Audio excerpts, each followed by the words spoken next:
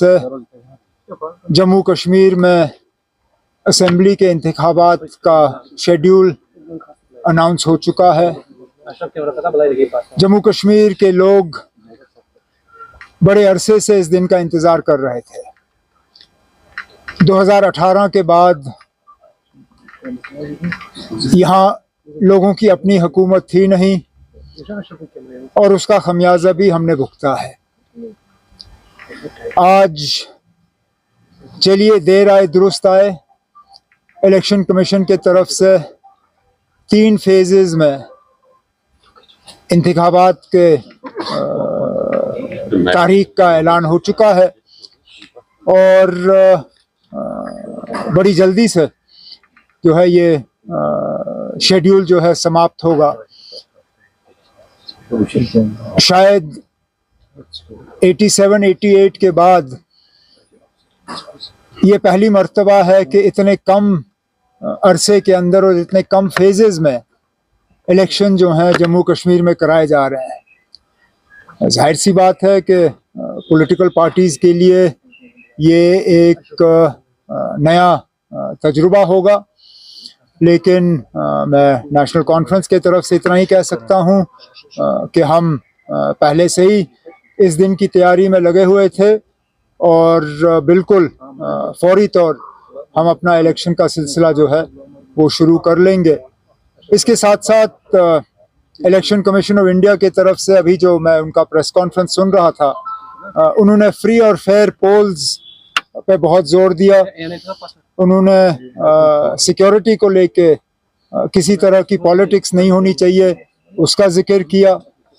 तो मैं फौरी तौर इलेक्शन कमीशन से गुजारिश करना चाहता हूं, हम उन्हें एक चिट्ठी भी भेज रहे हैं आज कि लगातार पिछले 24 घंटे में जो बेशुमार यहाँ ट्रांसफ़रें हुई, इलेक्शन कमीशन को उनका फौरी तौर जायज़ा लेना चाहिए। इतने सारे अफसर अचानक ट्रांसफ़र किए जाना, हमें तो शक है कि ये हुकूमत, दिल्ली की जो हुकूमत की पार्टी है बीजेपी, उन्हीं का लगाया हुआ लेफ्टिनेंट गवर्नर है यहाँ पे। बीजेपी को मदद और बीजेपी को फ़ायदा और उनके जो सहयोगी बी टीम, सी टीम, डी टीम है यहाँ पे, उनको मदद पहुँचाने के लिए ये ट्रांसफ़रें कराई गई हैं। इलेक्शन कमीशन ऑफ इंडिया की तरफ से फौरी तौर इन ट्रांसफ़रों पे जो है एक उनको इनका नोटिस लेके उन्हें एग्ज़ामिन करना चाहिए और जो ट्रांसफ़र्स उनके गाइडलाइन से बाहर हैं उनको रोक दिया जाना चाहिए। और इसी के साथ साथ जो पिछले 1-2 साल में मेन स्ट्रीम पॉलिटिकल पार्टीज़, खासकर वो जिन्होंने बीजेपी और बीजेपी के एजेंडा की मुखालफत की, हम लोगों की जो सिक्योरिटी कम की गई है, कुछ ऐसे लोग हैं जिनकी सिक्योरिटी पूरी तरह से पिछले दिनों विड्रॉ की गई, फौरी तौर इलेक्शन कमीशन के तरफ से इसमें ऑर्डर दिया जाना चाहिए और मेन स्ट्रीम जो non BJP allied political parties हैं उनकी सिक्योरिटी जो है फौरी तौर रिस्टोर की जानी चाहिए। बाकी इलेक्शन के हवाले से जो बातें करनी होगी आगे आगे तो आप लोगों से बड़ी मुलाकातें होंगी तो बात करते रहेंगे, फिर यहाँ तक पहुँच जाएंगे। लेकिन अब जहाँ तक मेरे अपने इलेक्शन लड़ने का सवाल है, हालांकि मैं अभी भी अपनी जगह ये मानता हूँ कि मैं इलेक्शन लड़ना नहीं चाहता हूँ। हकीकत ये है कि तंजीम के अंदर से और बहुत मेरे ऊपर दबाव बना हुआ है। अब मैं अपने तंजीम के साथियों के साथ बैठ के बात करूँगा और आने वाले 1-2 दिनों में किसी न किसी नतीजे पे आ ही जाऊँगा। मेरे लिए मुसीबत ये भी बनी हुई है कि मेरे वालिद साहब, जिनकी उम्र भी बहुत है, तबीयत भी उनकी बीच में ठीक रहती नहीं है, उन्होंने यहाँ तक कहा कि अगर मैं नहीं लड़ता हूँ तो फिर मजबूरन उनको मैदान में उतरना पड़ेगा। ये भी अब मेरे लिए एक परेशानी की एक बात बन गई है। अब साथियों से मशवरा करके, फारूक साहब से बात करके आने वाले दिनों में किसी न किसी नतीजे पे आ ही जाऊंगा। क्या लोकसभा चुनाव के दौरान जो कांग्रेस के साथ अलायंस या इंडिया गठबंधन था, सिर्फ इंडिया गठबंधन तो था, मैं आपसे ये शेयर कर सकता हूँ कि कुछ दिन पहले कांग्रेस के कुछ सीनियर लीडर दिल्ली से आए थे।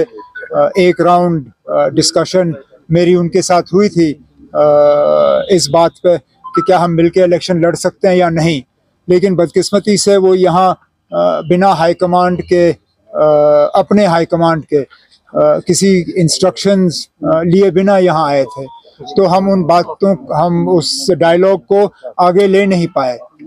अगर आज कांग्रेस के पास कोई कॉन्क्रीट सजेशंस हैं या उनके पास कोई कॉन्क्रीट आइडिया है जिससे कि हम मिल बैठ के कोई अंडरस्टैंडिंग कर सकते हैं, तो हम ज़रूर उनसे बात करने के लिए तैयार होंगे। 2 दिन पहले नेशनल कॉन्फ्रेंस के सदर फारूक अब्दुल्ला साहब ने कांग्रेस के कुछ सीनियर लीडरों से टेलीफोन पे भी बात की थी इस सिलसिले में कि बातचीत के लिए जो है हम एक रास्ता खोल दें। अब इलेक्शन तो अब हमारे सिर पे है, ज़्यादा वक्त रहा नहीं, अब देखते हैं इन दिनों में हम क्या कर पाएंगे। क्या बाकी किसी पार्टी से गठजोड़ की कोई उम्मीद? ना, अब जिन पार्टियों ने हमारे खिलाफ पिछले दिनों में इलेक्शन लड़ा उनके साथ और जो उस इलेक्शन के बाद भी हमें गाली देने पे थके नहीं, उनके साथ शायद मुश्किल होगा, क्योंकि रिश्ता उनको ठीक करना था, बजाय ये कि वो रिश्ता ठीक करें उन्होंने रिश्ता और बिगाड़ा। लेकिन चलिए अभी देखते हैं किस तरह के हालात बनते हैं, वक्त ज़्यादा है नहीं हमारे पास। जिस तरह के अगर हम 96 में चुनाव कर सकते थे, अगर हम 98 में कर सकते थे, 99 में कर सकते थे, 2002 में कर सकते थे, तो आज कम से कम हम ये तो मान के चल सकते हैं कि जम्मू कश्मीर 2024 और जम्मू कश्मीर 1996 ज़मीन आसमान का फ़र्क है। अगर हम उस वक्त इलेक्शन करा सकते थे तो आज तो मुझे कोई इस तरह की कोई परेशानी नहीं है कि इलेक्शन नहीं होंगे। हाँ, सिक्योरिटी को लेके इलेक्शन कमीशन को हमारा थोड़ा सा जो हमारे खर्चात हैं उनका ख्याल रखना होगा, लेकिन हम किसी तरह से हालात को देखते हुए जो है मैदान से पीछे हटने के लिए तैयार नहीं है। एक सेकंड ना, करना चाहूंगा सिक्योरिटी पॉइंट के हवाले से बात की। आपको और क्या चेंज चाहिए? डीजी बदल दिया गया, जहां इलेक्शन के दौरान अक्सर बेशतर हमने देखा है कि इस तरह की चेंजेस नहीं होती।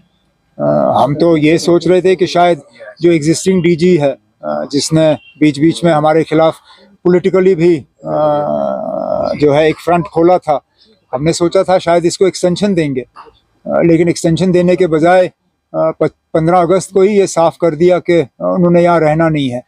अब उनका जो रिप्लेसमेंट है वो आके कमांड संभाल लेगा।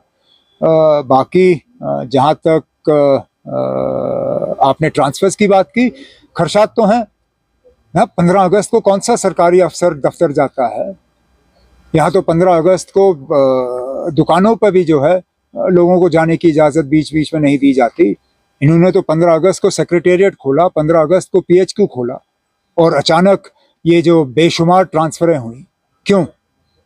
जाहिर सी बात है कि इलेक्शन के इनको पता चला कि आज इलेक्शन का ऐलान होना है, और बीजेपी और बीजेपी की B team, C team, D team जिन्होंने पिछले 2-3 महीने पहले बीजेपी की मदद की, उन्हीं को फ़ायदा पहुंचाने के लिए ये ट्रांसफ़र कराई गई। नहीं तो इलेक्शन कमीशन ऑफ इंडिया की तरफ से, अगर मुझे याद है, कुछ हफ्ते पहले वाज़िया हिदायत आई थी कि जो अफसर इलेक्शन के साथ इन्वॉल्व हैं उनका ट्रांसफ़र नहीं होना चाहिए।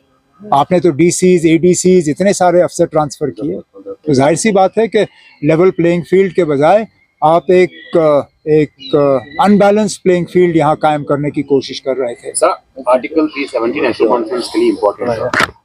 फर्स्ट इलेक्शन आप नेशनल कॉन्फ्रेंस और आप आर्टिकल 370 के बगैर इलेक्शन लड़ रहे हैं, कितना मुश्किल होगा? सेकंड क्वेश्चन ये है कि जो शॉर्ट पीरियड में इलेक्शन हो रहे हैं, 3 फेजेस में कम समय दिया गया है, व्हाट डू यू थिंक इसका ये डिसीजन क्यों लिया गया है? कम समय में क्यों इलेक्शन? मैं दूसरे सवाल का जवाब पहले दूंगा। जब पार्लियामेंट इलेक्शन 7 फेज में अनाउंस हुए तो आप ही के चैनल्स और अखबारों ने कहा कि इतना लंबा क्यों खींचा जा रहा है। अब जब 3 फेजेस में यहाँ इलेक्शन हो रहे हैं तो ये पूछा जा रहा है कि ये क्यों किया जा रहा है। तब देखिए, तब दोनों तरफ से तो हम शिकायत कर नहीं सकते। अगर वो ज्यादा लंबा था 5 फेज हमारे लिए, तो फिर हम 3 फेजेस पे शिकायत क्यों करें? और 3 फेज और 5 फेज में वैसे भी कौन सा खास फर्क है। हम लोग 1 सेकंड, लेट मी फिनिश। हम लोग इलेक्शन के ही मोड में ही रहे ना। अभी 2 महीने पहले हमने इलेक्शन लड़ा, हम तो उसी मतलब मूड में रहे। हमारे लिए कोई खास मुश्किल नहीं होगा। हमने अपना मंशूर भी तैयार किया हुआ है। लगभग जो कैंडिडेट्स हम फील्ड में उतारना चाहते हैं, हमने लगभग वो भी तैयार किया हुआ है। अब हमारे लिए थोड़ी सी ये बात बनेगी कि कुछ दिनों के अंदर अंदर अगर अलायंस हमारा हो जाता है तो उसमें हमें देखना होगा कि कहाँ पे हम उतारेंगे, कहाँ पे हम दूसरों की मदद करेंगे। वो आने वाले दिनों में हम फैसला ले लेंगे। जहाँ तक 370 के हटने के बाद ये तो सबके लिए पहला इलेक्शन है, सिर्फ नेशनल कॉन्फ्रेंस के लिए नहीं। ये जम्मू कश्मीर के लिए पहला असेंबली इलेक्शन है 370 के बाद। तो हम सबके लिए ये एक अजीब सा इलेक्शन होगा। एक यूटी में हमारा पहला इलेक्शन है। सेंट्रल रूल में चलिए हमने इलेक्शन लड़े हैं, लेकिन यूटी में हमारा पहला इलेक्शन होगा। और जैसे मैंने कहा, इतना sort of short time frame में हमें इलेक्शन की आदत नहीं है। हमें अचानक इसकी आदत जो है एक आदत डालनी होगी। डालेंगे ना, लड़ेंगे। और लोगों पे हमारा पूरा भरोसा है कि लोग बाहर आएंगे और अपने वोट का इस बार सही इस्तेमाल करेंगे।